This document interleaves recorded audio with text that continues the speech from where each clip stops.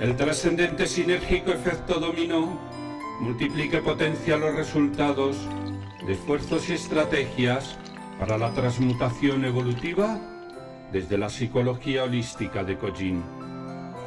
Haciendo escuela.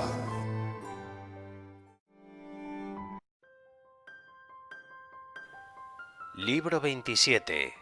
Anatomía funcional de la programación del alma. Segundo módulo.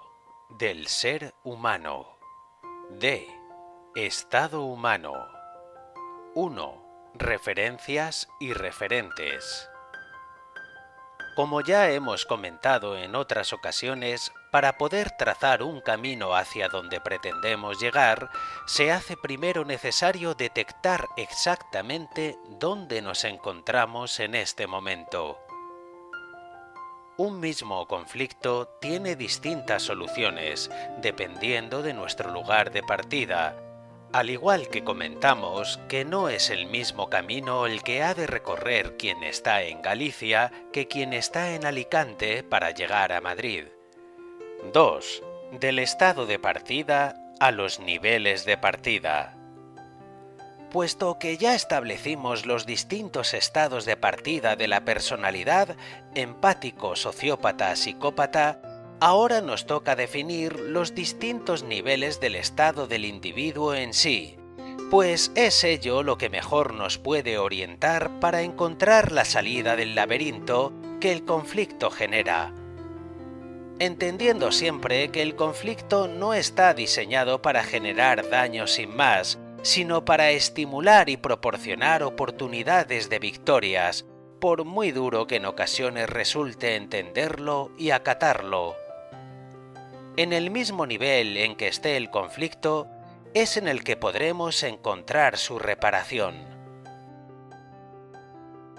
3. Procesos de programación humana. En el individuo se dan sus niveles de estado a modo de programación, similar a la de un ordenador, y es por ello que todos los procesos se manifiestan en modo de bucles o ciclos, que consiste en cadenas que se repiten creando un código, hasta que la condición asignada a dicho bucle deje de cumplirse. En lo que a los niveles de estado personal nos ataña, al igual que en todo lo que concierne al ser humano, los bucles que se generan son hexaínos fundamentados en el carbono 12, 6 neutrones, 6 electrones y 6 protones, y se agrupan en clústeres, racimos, similares al panel de abejas, en vez de tratarse de una información simple del sí-no, tal como sucede en los bits, unidad mínima de información de un ordenador.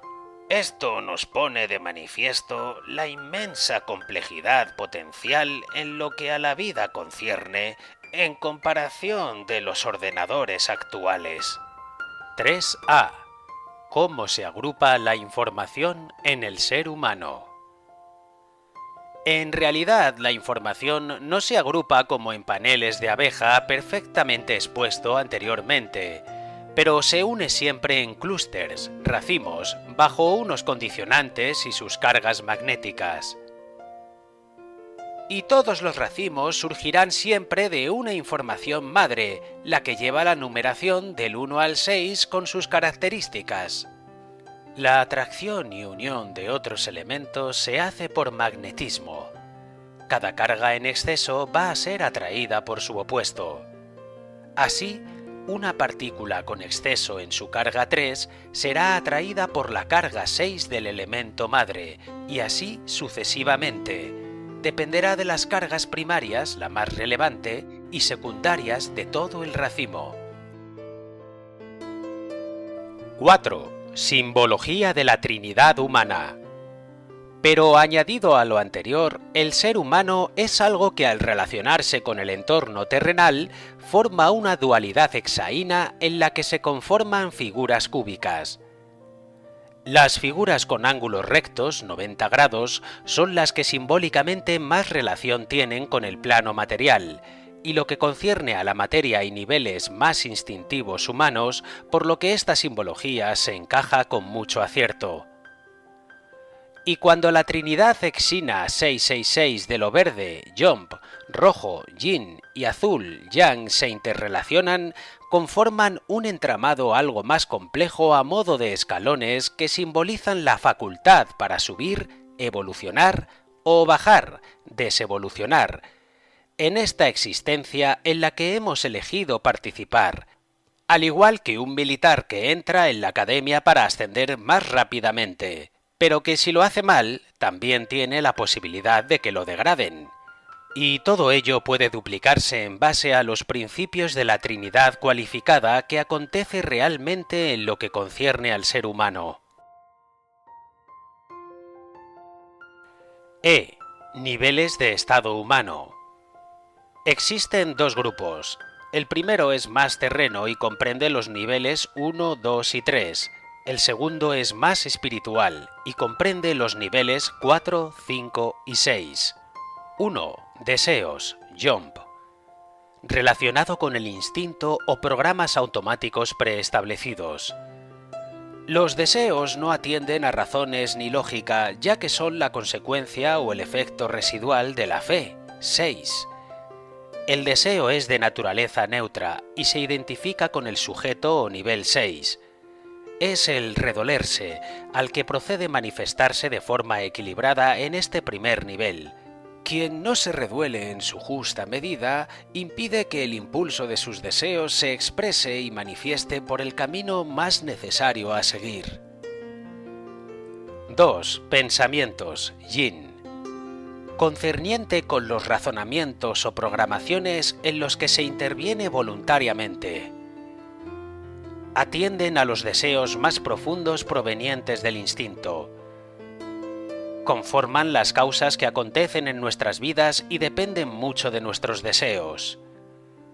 El pensar en exceso, comedura de coco, y el no pensar lo suficiente constituyen dos situaciones limitantes de nuestra propia responsabilidad que impide que los deseos encuentren salida y se manifiesten, fomentando ello situaciones de angustia, ansiedad, depresión, etc.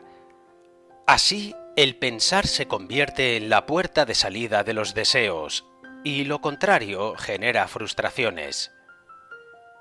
3. Emociones, Yang. Relacionado con las sensaciones o consciencia de ese saber que se sabe, gracias a las experimentaciones ya vividas que nos proporcionan referencias para examinar y comparar. Resulta este nivel el que facilita la moralidad del entendimiento del bien y el mal. Así, quien tiene conflictos en este nivel, tal vez ni siquiera sea consciente del bien o el mal que hace y sus consecuencias, por lo que este nivel se relaciona con la ignorancia. Es desde este nivel desde el que se nos facilitan herramientas para transformar los conflictos en oportunidades de victoria, que es el principio fundamental del arte transmutador de la psicoalquimia. Y es la fusión del deseo y el razonamiento lo que generan nuestras emociones. De que estas emociones resulten recreantes y estimulen, o todo lo contrario, dependerá de este nivel. 4. Sentimientos, Jump. Relacionado con la información disponible en nuestro interior, la cual nos ayuda a ir perfeccionando. El primer grupo, 1, 2 y 3, se encargan de que podamos experimentar y mejorar tanto nuestro mundo personal como el mundo en general, creación, en que participamos.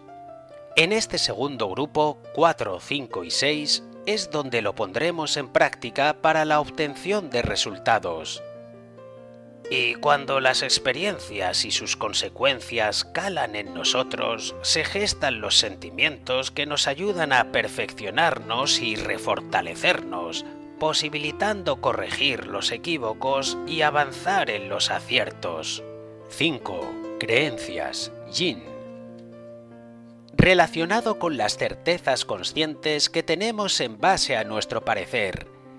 Y puesto que creer es crear, será en este nivel donde acontecen los procesos de transmutación para evolucionar al espíritu. Se trata como de un hígado encargado de depurar y fabricar todo lo necesario para permitir la metabolización de alimentos. Es por tanto el que permite que el alimento nos alimente. Es en este quinto nivel donde la capacidad de resolver cobra cabida y donde el verdadero hacedor tiene protagonismo auténtico. 6. Fe, Yang. Relacionado con la absorción o almacén de psiconutrientes, donde se almacenan y clasifican para abastecernos de nuestras necesidades que nos permiten sobrevivir y evolucionar en la medida y momento que lo precisemos. La fe la constituyen certezas tan profundas, paradigmas que no se cuestionan, pasando a conformar verdaderos dogmas de fe, pues se han asumido como parte integrante de nosotros mismos. Así, más que ser lo que creemos, en verdad somos el reflejo de nuestra fe. Y es desde este nivel que podremos compensar y saldar deudas contraídas, pues en este devenir de la vida donde abrimos nuevos senderos, a veces la experimentación se ha de realizar a ciegas. Y también es desde este nivel desde el que intervendremos para conformar los deseos más instintivamente arraigados del nivel primero. Observaciones. No resulta igual ni necesita recorrer el mismo camino transmutador el que tiene, por ejemplo, un conflicto de fobia que le afecta a su nivel emocional que quien el mismo conflicto le afecta a su fe. No consiste entonces en tratar la patología con un protocolo preestablecido de forma aislada, sino siempre desde la perspectiva de las circunstancias particulares del aquí y el ahora del paciente. Y teniendo siempre presente que, por ejemplo, a veces un mismo conflicto se hace difícil de resolver cuando se encuentra en el nivel 4, sentimientos, pero cuando se profundiza más y llega al nivel 5, certezas, se consigue resolver con facilidad. Si bien en otras ocasiones puede suceder todo lo contrario, pues todo depende de cada individuo y sus circunstancias, como ya hemos dicho. F. De despistes que promueven el dar, palos de ciego. Es este apartado el que constituye la terapia aplicada al plano de la somatización.